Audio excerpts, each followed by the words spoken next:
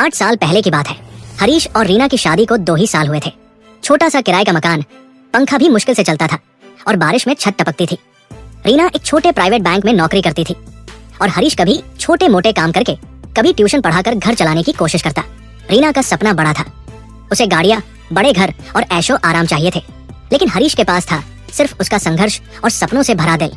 हरीश, मैं तुमसे तंग आ चुकी हूँ, रीना अक्सर गुस्से में कहती।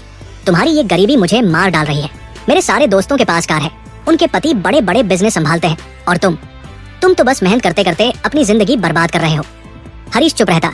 वो जानता था कि उसके हालात उसे तोड़ रहे हैं, लेकिन वो भीतर से हारना नहीं चाहता था।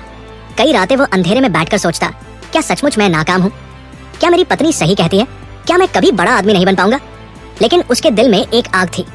वो समझ चुका था कि मजदूरी करके या छोटे मोटे काम करके जिंदगी नहीं बदलेगी। उसे कुछ अलग करना होगा, कुछ बड़ा। इसी दौरान हरीश की मुलाकात एक पुराने दोस्त से हुई।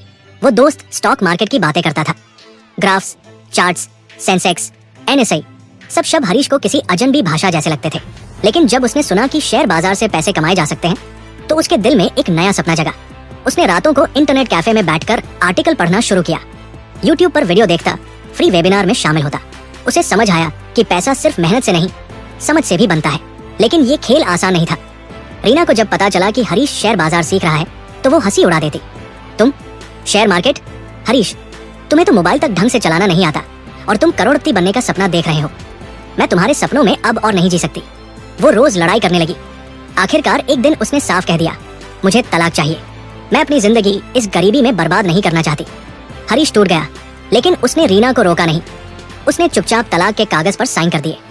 उस रात उसने छत पर बैठकर आसमान की तरफ देखा और अपने आप से वादा किया, मैं लौटूंगा।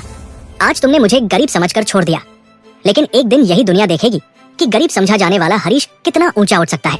उसके बाद हरीश ने अपने जीवन को पूरी तरह बदल दिया।